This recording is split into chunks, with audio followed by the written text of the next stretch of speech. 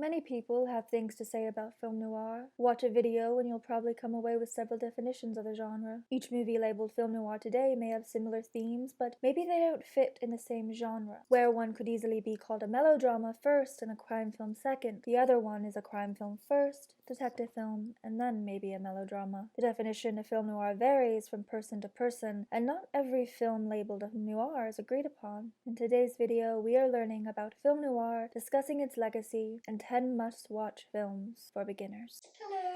If you are new here, this is the Quiet Riot, where we talk film, television, and media. I'm Ainsley, and I want to say a special thank you to the new subscribers, and thank you to those that have commented.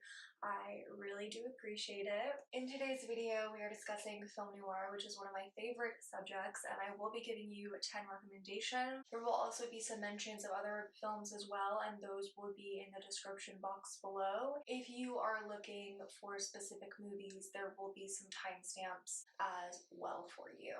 I really got into film noir when I was young because my dad had a VHS copy of The Maltese Falcon, and that was really my personal introduction to the genre, and it is a really great choice. That one is not on this list because I wanted to also try to do a few that I don't commonly see on lists, but I do highly recommend The Maltese Falcon and checking out some of those really earlier 1940s ones that really set the standard of what was to come post 1945. Film noir began shortly after World War II, and this is where we really see how the war impacted the film industry as it did many other industries. And this is why there's also that boom where it's considered the heyday of film noir was from 1945 to 1959. And a big reason for that was because the war was over and people were returning home, and there was so much money that was spent on the war that they really needed to have more films on shoestring budgets. The film industry looked at ways to cut costs, and this really meant things like no more nylons and no more big budgets. In comes detective fiction, mysteries, crime fiction, melodramas, these movies that could be made on the much smaller budgets and still be very entertaining. In the 1930s, especially the late 1930s, film started to get a little bit more expensive, and a lot of things were changing then, and there were definitely some big budgets happening in the 40s and 50s, but they wanted to make more and more films, and they couldn't do every single film on this giant budget. Detective fiction, crime fiction, and all of those definitely made it a lot easier to have movies constantly coming out into theaters while still maintaining budgets. Fast forward, and these films would finally have a name of their own. Film noir, meaning dark film, was first coined in 1946 by French critic Nino Frame. The term went unrecognized until about the 1970s, when it became more widely used. While the films that are referred to as film noir in a genre sense do have their similarities, it is hard to define the style perfectly, and you'll definitely have people refer to film noir as if it's a genre. And my personal belief that film noir itself, from a modern point of view, is definitely more of a genre now. But when it was being made, it was being made specifically as detective fiction, crime fiction, melodramas, and there was always seemingly a crime element to them, regardless of what the specific subject matter itself was. The genres they fit into verified, while similar techniques were used for the films, and these include morally gray characters, femme fatales, the use of flashbacks, and voiceovers, to name a few. People still tend to disagree on whether film noir is a genre or simply a style, and I would also say that when we really look back onto it, especially from 1945 to 1955, film noir itself could also be considered a movement, if anything, and there's a lot of reasons why that is. And I want to make a video separate to this one at some point, but this style and all of the genres that it fit into really was more class conscious than a lot of the other films that were being made at the time. And this was very similar to how German Expressionism worked and the Italian films of the period that were made in the early 1940s and into the 1950s. And it's interesting to see how film noir really fits into these various film movements, or how it became inspired by them, or how it also went on to inspire film movements such as French New Wave. Film noirs were greatly inspired by the German Expressionist movement of the 1910s and 20s. The use of shadow and Dutch angles played a particular role in both Expressionism and noir. Fritz Lang is commonly referred to as the father of film noir. Before directing noirs in America, he worked in Germany directing Expressionist films like Metropolis, and directed M in 1931, a precursor to film noir. In explaining film noir and how it relates to the film industry as a whole, I would say that from a modern perspective, I would compare it heavily to horror and its subgenres in the way many directors cut their teeth in film. A lot of directors you'd find and filmmakers will make horror or horror adjacent pictures because of their ability to be very creative with it, but also being able to do it on a very low budget. Film noir was working on shoestring budgets most of the time, and that's one of the reasons why there was such a boom in popularity in 1945 and post. And I think that noirs themselves, you have a lot that were just obviously constantly coming out. Not all of them are top tier, many of which you can find, they're in the public domain, so you can find them easily on YouTube and other free streaming services. And so not all of them are going to be great. You're gonna get some duds in there for sure. But one of the things that's so interesting about film noir is seeing what people could do with so little. Directors like Nicholas Ray and Otto Preminger often worked alongside recurring actors, writers, and cinematographers. Ray directed his first film, They Live by Night, in 1945. The film follows Bowie, a 23-year-old escaped convict who was wrongfully convicted of murder at 16. While on the run, he falls in love with a girl and hopes to start a new life with her. Starring Farley Granger and Kathy O'Donnell, They Live by Night was directed by Ray from a script by Charles Schnee and based on the novel Thieves Like Us by Edward Anderson. The film has less action than its source material, choosing to focus more heavily on the love story between our two main characters. And this was, of course, a popular choice back then. It still is. The romance becomes an important part of the story. And romance in film noir is typically, you'll find it in similar to gothic romances, where the romance itself is at least not supposed to be romanticized. And it's just because something exists in the romance spectrum, it doesn't mean that it's supposed to always be seen as a positive thing. In They Live by Night, that's quite different. This is a romantic journey that these two young people who essentially live in poverty are experiencing together, and they're going on to have this new life together. And a pretty common thing within film noir and a lot of these low budget films of the period is people trying to find a new life beyond what they were born into or what they were allotted in life, essentially. The film touched on wrongful conviction in the US and its effects on the individual. It questioned the US justice system and didn't make things as clean cut as the industry liked, specifically within the restrictions of the Hays Code. In 1950, Ray directed noir classic In a Lonely Place, starring Bogart and Gloria Graham, a fellow noir regular. Adapted from the novel of the same name by Dorothy B. Hughes, In a Lonely Place was brought to the screen by Andrew P. Solt and Edmund H. North. Considered to be one of the best noirs of all time, In a Lonely Place sees Bogart portray a violent-prone writer accused of murder who charmed the lonely girl next door. Since the film's initial release, it has grown in popularity and is considered one of Bogart's Kubrick's best performances. Honestly, I don't hear a lot of people talk about In a Lonely Place in the same way they talk about a lot of Bogart's films. He appeared in a lot of noir films, particularly those with Lauren Bacall, which are the ones I hear people talk about the most. But if you haven't seen In a Lonely Place and you love Humphrey Bogart and you love noirs, I highly recommend checking this one out. It's got some of the most recognizable lines and moments that I've seen on TikTok and other forms of social media, so you'll definitely recognize this one.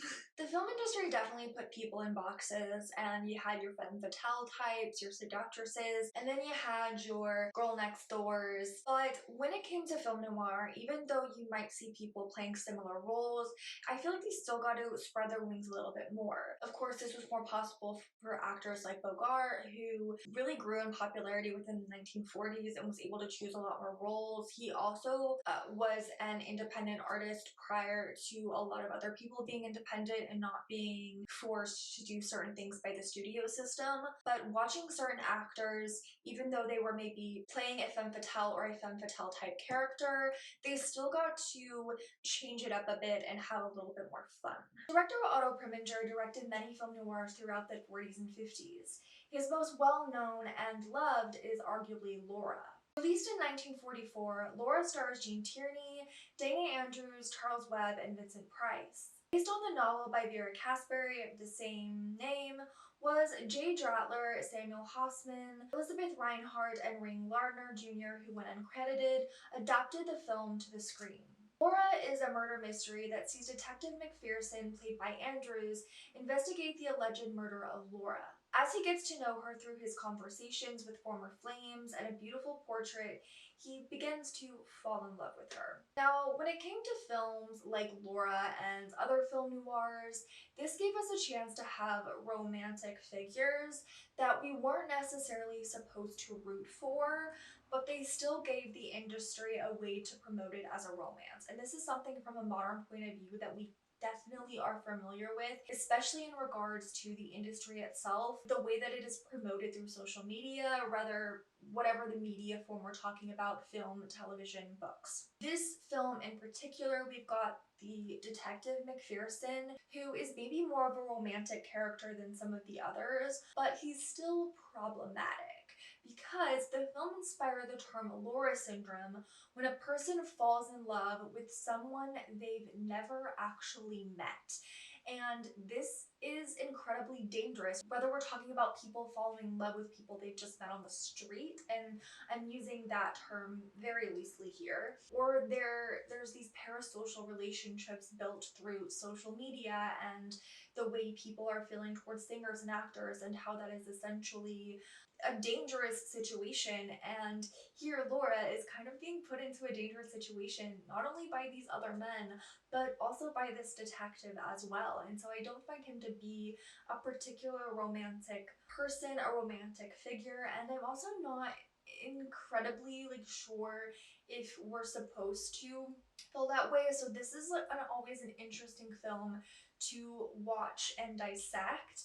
And in the end, the main person in this film, and the person that we as an audience are supposed to root for and personally connect with, in my opinion, is Laura herself. And this was an era where just women were able to shine.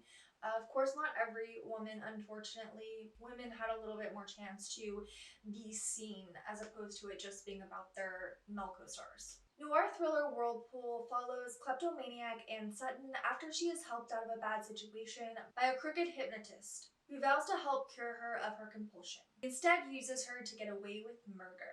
Gene Tierney and Otto Preminger team up once again for this adaptation of the novel Methinks a Lady by Guy Endore.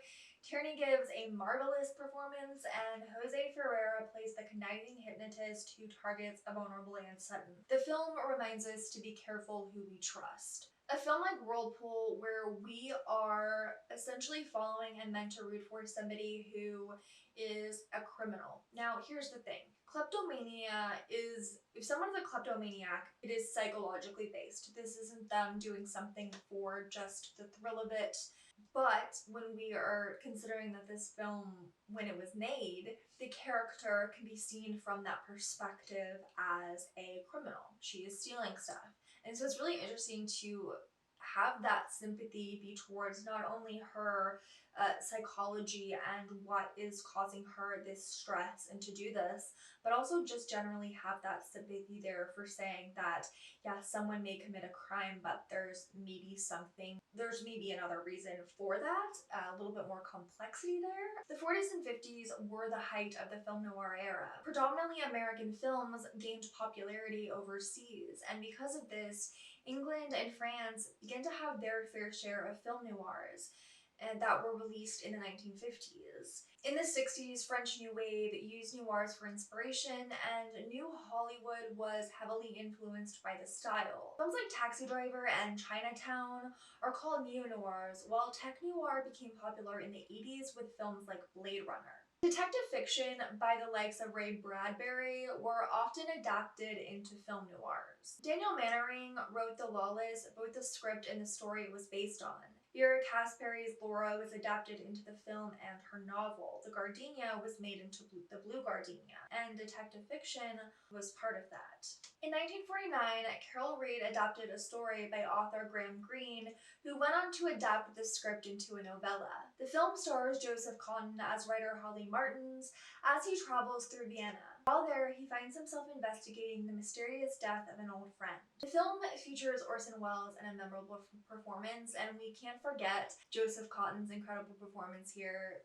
Cotton is great on his own, he works really well with other actors, and he's definitely underrated, so I have to give Cotton his flowers. There's a lot of incredible scenes, the cinematography is great, the dialogue, it's a perfect example of film noir, and even though it's an English film, this film itself is one of my great introductions to the genre and one of the films that I love to introduce people to film noir as it is a genre or a style. And I say even though it's an English film just because film noir itself is very American. That's where it's created, and it goes off a lot of the specific issues that were happening in America at the time. But I do think that's why it also gained a lot of popularity in places like England and France, because even though those issues, a lot of the issues were very American, that doesn't necessarily mean that there weren't similar issues happening in these countries and elsewhere in the world as well. Film noir pushed the boundaries of what was and wasn't allowed during the Hays Code. While many films at the time featured women in supporting roles, shying away from female-led films, noir wasn't afraid to put women front and center. Here, they were allowed to be the heroes, the antagonists, and anything in between. In The Two Mrs. Carols, a woman begins to suspect that her husband killed his first wife and that she is next. Barbara Stanwyck portrays the second Mrs. Carroll alongside an adulterous and murderous husband, played by Humphrey Bogart. Based on the 1944 play by Martin Vale, adapted by Thomas Job, and directed by Peter Godfrey, The Two Mrs. Carols is a Bluebeard story that in part resembles work by Edgar Allan Poe. A mystery film noir, the film works as a gothic story where art plays an important role. I saw this film for the first time last year, and I was really blown away by this movie. It is quite simplistic in nature, and of course when it comes to the script of this, it isn't necessarily one that we would call super original, though a lot more original at its time. The use of props, the use of the setting, and just the performance by Barbara Stanwyck in particular was really great. There is a precocious child, and precocious children in film can be annoying at best. She's a little better than that. I think it's interesting to see how, you see the relationship between Barbara Stanwyck's character and Humphrey Bogart's character and how that deteriorates, but also there's this relationship between father and daughter that deteriorates. If you look back at the majority of films made under the strict guidelines of the Hays Code, characters were depicted in black and white terms. Girls and women especially had to fit a specific category. Film noir allowed girls and women to be more layered, like their male counterparts. In Caged, a 19 widowed and pregnant Mary Ellen is arrested and sent to prison for her role in a botched armed robbery that left her husband dead. While incarcerated, Mary goes from a naive young woman to a hardened convict. Written by In a Lonely Places screenwriter, Cage shows the dangers of the prison system and what we will do to survive. The complexities of the characters add layers to the world of Caged. It portrays those in the prison system sympathetically. It's a great example of what film noirs did during an era when little could really be said other than lawbreakers are bad. Film noirs became popular after World War II because they could be produced cheaply. While many films were made on a shoestring budget, there were films that had sizable budgets. Directed by Jacques Tourneur, epic meets noir and out of the past. Hiding in a small town, Jeff Bailey's new life begins to unravel as an old acquaintance comes back into his life. From Daniel Mannering's novel Build My Gallows High by Mannering. Out of the Past stars Robert Mitchum alongside Jane Greer and Kirk Douglas. Directed by Jacques Tourneur, Out of the Past had a large budget for film noirs and has a number of twists and turns. Greer plays a memorable femme fatale alongside Mitchum as the two light up the screen together.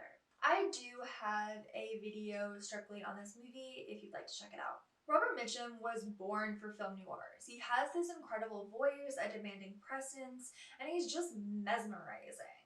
This lent itself well to film noirs into that specific atmosphere. Mitchum's own history made his performances that much more believable, even when he played characters that lacked empathy. The Night of the Hunter stars Mitchum as a psychopathic preacher who worms his way into the life of his former cellmate's family in order to find the money his cellmate hid. Mitchum stars alongside Shelley Winters and Lillian Gish in a film that mirrors his expressionist roots. The preacher's characterizations and particular scenes reminds us of films like Nosferatu and even monster films of the 1930s. Original fairy tales like the story of Hansel and Gretel are also present within this story. The film really works like a dark fairy tale of the days before they softened them up a bit. The Night of the Hunter was not a success upon its release, unfortunately, and it seems as if Charles Lund didn't get to know how popular this film would become. It ended up gaining the attention of many screenwriters and directors who used it as inspiration for their films. You can see the inspiration in the work of Martin Scorsese, Spike Lee, and many other directors. This film itself has a speech that has been used in Cape Fear and was also used in Do the Right Thing. Many genres and subgenres made up film noir. In the 40s, gangster pictures maintained their popularity. James Cagney was a genre star in gangster films. This didn't change in White Heat. Starring Cagney, Virginia Mayo, and Edmund O'Brien, White Heat follows a ruthless criminal and mama's boy, Cody Jarrett, after he breaks out of prison and plans the heist of a lifetime. White Heat is based on a story by Virginia Kellogg and adapted for the screen by Ivan Goff and Ben Roberts. Directed by Raoul Walsh, White Heat is considered one of the greatest gangster movies of all time. Cagney's performance will leave you believing that he is as ruthless as Cody Jarrett. He is memorable in the role, and there are many scenes that will stick with you. I remember the first time I saw White Heat, and I was really amazed by Cagney's performance. And I know Cagney as more of this gangster role, but when we get to know who he is as a real person, and like he's in Yankee Doodle Dandy and these films, when you get to see his performance in this film in particular, it's just, I don't think that Cagney himself gets enough appreciation for his ability to transform, and in White Heat you really get to see that. This film is truly about the destruction of a person and how their personal destruction affects their family, their loved ones, and those around them. It's not just a gangster film to be a gangster film, it is one that's meant to teach you something, and it's generally just enjoyable as well. Film noir has had a long-lasting impact on the film industry. Its influence on multiple film movements and styles has minted its legacy in film. It's where many directors started, they learned new skills and honed them, and they flourished. It's where actors got to cut their teeth and spread their wings. It's where small studios saved money and made money. If not for film noir, there is many classic films following noir's boom in the 40s and 50s that may not exist. Noir's legacy is seen in the work of directors like Martin Scorsese, Spike Lee, and more. Film noir may just seem like another throwaway style or genre and became incredibly saturated after its boom in 1940. And while there are many examples, it's just low-budget films that were easy to make a little dough, the industry depended on film noir in ways that it had never really depended on any other genre before, and maybe even since. Film noir itself gave many people the opportunity to try new things and to become more knowledgeable on certain subjects. You also had people like Robert Mitchum who had lived a pretty hard life before getting into the film industry, and he got to play a different array of criminals, good guys and bad guys, characters who were really in the gray area, and there were many other actors that got to do the same. It gave women an opportunity to be these more incredible and complex characters, and unfortunately, due to the time period, there were many actors that didn't get that chance because they weren't white. And so that doesn't mean film noir is this perfect conjunction of just films and people being able to do what they wanted, and that sucks.